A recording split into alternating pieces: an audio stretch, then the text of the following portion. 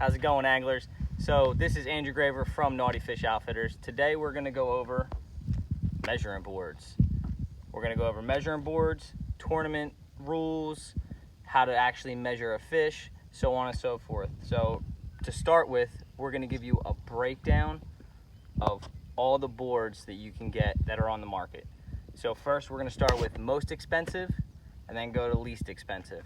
Okay, so to start with, we got the Ketch Board.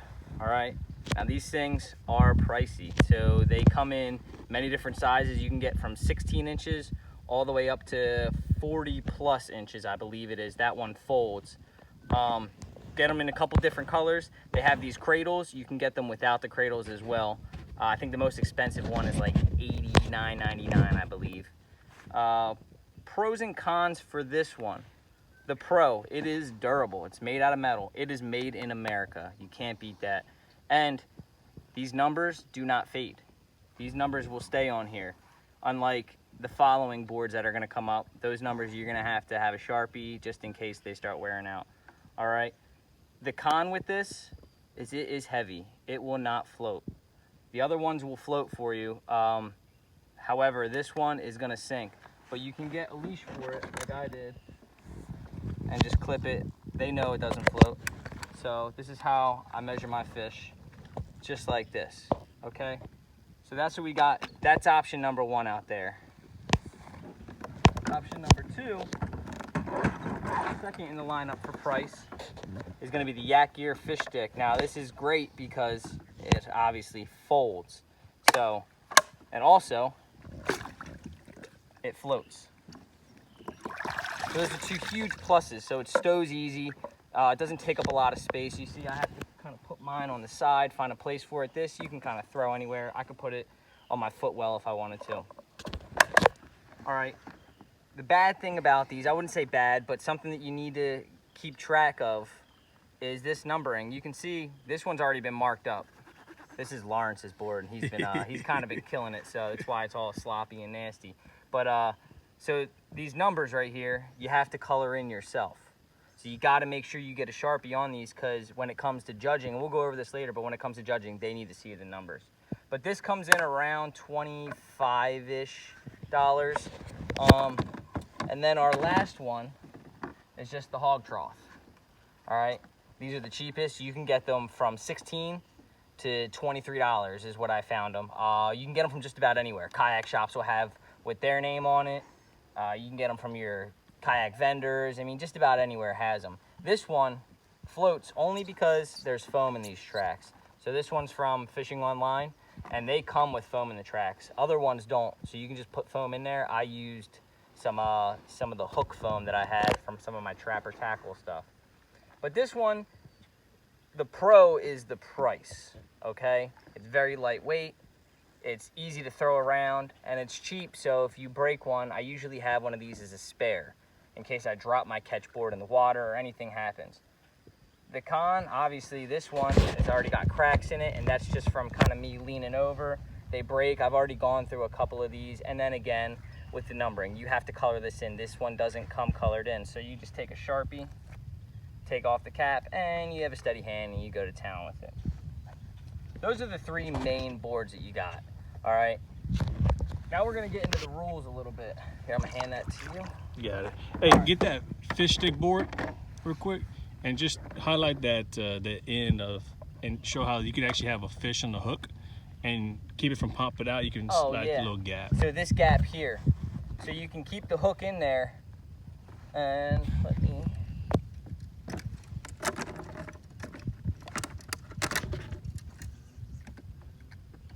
See if I catch a fish, that'd be cool. You should have used that fish you just caught. I know, it would have been nice. I didn't think ahead. But anyways, so this hook you can keep in there, keep the hook in the fish's mouth. Now that goes against the rules, but if you're just trying to measure, let's say flounder or something like that, and you don't want to lose the fish because you don't have a net, maybe you forgot your net, you can keep the hook in there. This way he drops in the water, you still got him at least to the line. But that's what that's for, so you can bump his face up against the board and then go from there. All right, now we're gonna give a quick rundown on rules. See if I can twist myself over a little bit. All right, so when you measure a fish, one, when you're in a tournament, you need a Tourney ID. So they're gonna give it to you. I know VKT, which is Virginia Kayak Trail, they do it, usually get it the night before or the day of. If it's an in-person, they used to use day of, but now everything's through Tourney X, which is the app you use. So you get it the night before. You can use index cards in a Ziploc bag. Always have extras, but you can use that and write it real big and put it on your board. I have this little armband that I got from Fish USA, and KBF actually has these little cards that you can get. Let me zoom in on that. Let me get that up for you. And what I did was I just printed this out and then I laminated it. So with this laminated, whenever a new month comes, I just put rubbing alcohol or hand sanitizer and I take off the old code and put the new one on there. It's a reusable one, and since my thing's all ripped up, it doesn't matter because it's laminated. And I use dry erase. That too, you can use a dry erase as well. I keep this on here because obviously it slides right over. And then I can just adjust however big the fish is. So we're gonna get into the fish now. All right, so the fish, when you're measuring any tournament pretty much, and what we're gonna do is in this video, we're gonna have links below where we're gonna have KBF rules, we're gonna have Hobie's rules, we're gonna have links to all these boards, we're gonna have the links so you can print this out and get that laminate. You can laminate it yourself, they don't come laminated, but you can print it yourself and get it all set up.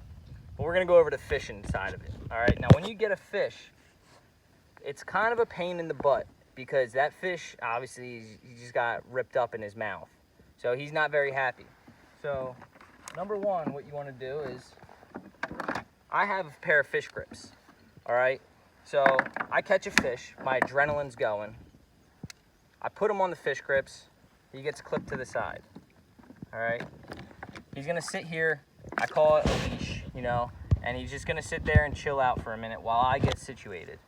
All right, having your own rhythm is very important. This is what Lawrence uses. Lawrence uses this, run through, and it just puts it through the gills, lets him sit. Oh gosh, you gotta be Hulk to close that. But that's what he uses. Just anything you can use to keep the fish in the water, less stress on the fish, and keeps him healthy, as healthy as we can do. So you gotta get into a rhythm. If you're getting into tournaments, go out and catch a bunch of dinks and practice. That's your best thing you can do. I tell anyone that's just getting started, they want to do a tournament, whether it's charity or whatever, go catch dinks, go practice getting them on the board and doing it right. And if you want to, message us. Send us your picks, because we've seen denied picks. We've gotten picks denied. We'll actually, if you go to our Facebook page or our Instagram, we'll probably have a little montage of no-nos.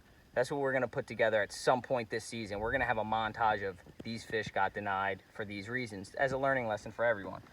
So while the fish is in the water, you gotta get your phone out. What I do is I get it out, get my camera on, I set it in my lap. Okay, got my board in front of me. This here, I got my card all the way down here ready to go. Now when I get the fish on, we're gonna use this as our fish. Here's our fish. All right, so that fish has to be dorsal fin facing up. Your bump has to be to the left of you, okay? The mouth is gonna be to the left. The fish dorsal fin can't be facing me. The fish's dorsal fin has to be facing up. And what we're gonna do is post a picture and have arrows pointing at the end of this. Or we can just chop it in right now.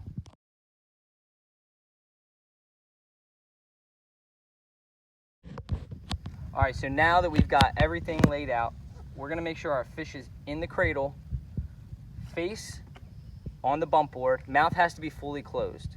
I think they give you like 1/8 of an inch, but don't play with that 1/8 because that's at judge's discretion.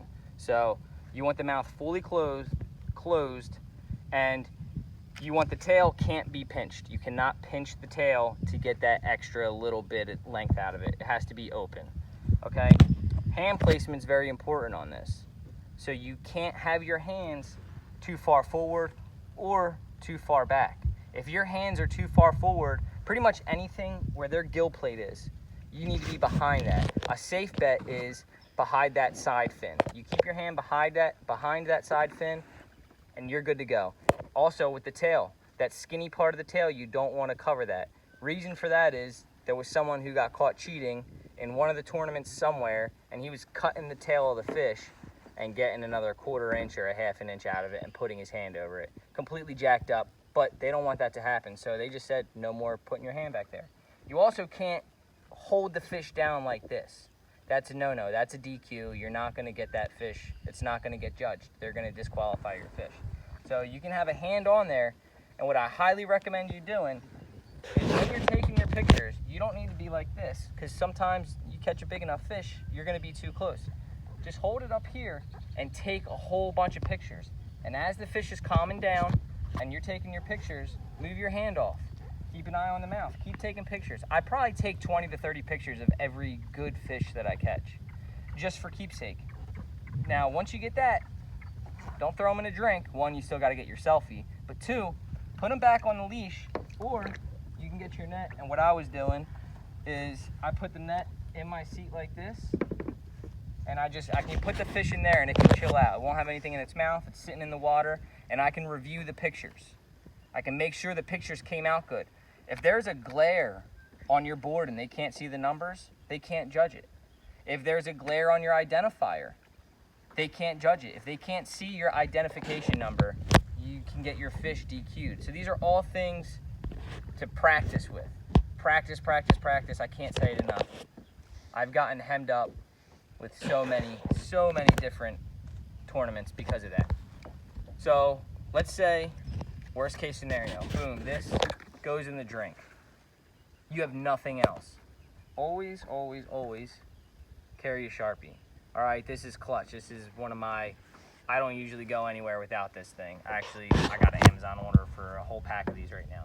So what you do is you write it on the back of your hand, whatever your identifier is. You just write that on the back of your hand, and now you have it. The only thing is you can't have your identifier directly over your fish, so you might have to have your hand down here, or just your fingertips covering the fish, because you can't have your identifier on the fish, and that's something I didn't bring up. So if I have my fish here, I can't have my identifier laying on top of that fish. They won't count it. That's a no-no. What if it's on your hand? The identifier's on your hand, like that card. What if it's on your hand? If it's on your, the card is on your wrist. Yep. You have to have the card off the fish. So what I would do is put it on your wrist, and this way you can hold it. However, when you get used to taking these pictures and as you're practicing, you're gonna see your range of focus. You're not gonna have very much unless you're going all the way up here, but that's just very awkward, and that limits you if the fish tries to jump off the board on you. I've had to catch fish before. So sliding it back here is my favorite thing to do. This is my go-to. Mm-hmm. Make sure my phone was away so I didn't drop it in the water. You ever put your net underneath the end or something to catch a fish if it falls out? Well, what I do is I keep my net right here. So how I set it up, and this is, I know Casey Reed, I've seen Casey Reed, he does it. He just recently, his net just... he saved a monster, right? Yep. He had his was underneath his seat. I don't know if he was sitting on it or it was under his seat, but his net was straight to his left. And the fish kind of went like this and right into his net, and it saved his butt. And today, the fish I caught 17 3/4 today, and he almost got off, but he ended up jumping and flopping, and he hit right into my net. So it's little things. It's finding a rhythm. Now, it's not going to come perfect the first time. It's practice. But please, if you guys are out there and girls taking your pictures and you're like, I need to practice, send us the pictures. We'll let you know. Now, we're not judges. However, we'll definitely give you a look, and if we see something, we'll let you know. Say, hey, try to move your hand more back or more forward, or try to get the picture without your hand in it, or the fish's mouth was too far open. Or I got a picture from a friend the other day. Someone was holding it like this. They actually had it like this, like two thumbs, like trying to give the fish CPR, it looked like. So don't do stuff like that. And I said, I pass the information. It's a learning curve, and then you get back into tournaments and you're good to go. You ever get into shade when you take a picture? Like, do you ever stop to go paddle towards shade? Sometimes you have to. Yeah. That's that whole glare thing. And that's a good thing. That's a good point you bring up. So when you're picking your board, I've always noticed this color right here has been great for me. All right. Now, they don't make the Ketch boards. I just recently got this. They don't make it in that. I did a little bit of homework, and I found the blue was a pretty good one as far as glare. You want to look at that stuff. A white board might not be the best all the time just because of numbering and stuff like that. So there's little things, and we'll put out another video on that topic. We can go all day with this stuff. But that's your basic 101 measuring boards. What if a fish, fish. the end of the fin, the tail of the fish was cut itself? What if it got bit by something else and the tail was all messed up? Could that affect the judging? Well, it can affect it because you have a shorter fish. I've been DQ'd once for that. For having a messed up fish? Yep. When the tail was cut, like not by me, but it was like bit. Yeah, they got me for that. Yeah, that's a tough one because especially during the spawn, they use their tails to make their beds, and if you're fishing in spring, man, you'll see these fish are just beat up. I mean, they're ugly. And the last thing that is the GPS on your phone. GPS, oh, you have to, that's a very good topic. So you have to have your GPS on. So right now, my phone's a little jacked up. I have to submit right when I'm on the water right now. For some reason, it's saving, but it's not sending to the Tourney app. I just got a new phone, so I got to figure it out. So I have to submit that day. I have to catch the fish and submit in that spot that I caught the fish. But that's something you need to go in your apps, because if there's no identification or there is no location connected to that picture, they're not going to judge it. Because then you can be at a private pond. You can't fish, most tournaments at least, you can't fish private waters. It has to be public waters. So that's the reason for that. But if you get into any trail, read the rules. Spend the hour it might take. It's a lot, but read them. There's a lot of fluff in there, like obviously wear your life jacket. We already know this stuff. It's a lot of stuff we already know, but get into the reading of the rules on minimum length. They might have a minimum cutoff. It might be 10 inches, it might be 12 inches, and sometimes you might throw back a fish that's 10 inches thinking it was 12, and that could have been your first or second place numbers right there. You could have been that close. So, but that's it. You got anything else for him, Lawrence? No, that was pretty good. All right, well, everyone, get out on the water. Reach out to us if you want to get out on the water. We got extra kayaks, and we're always down to fish.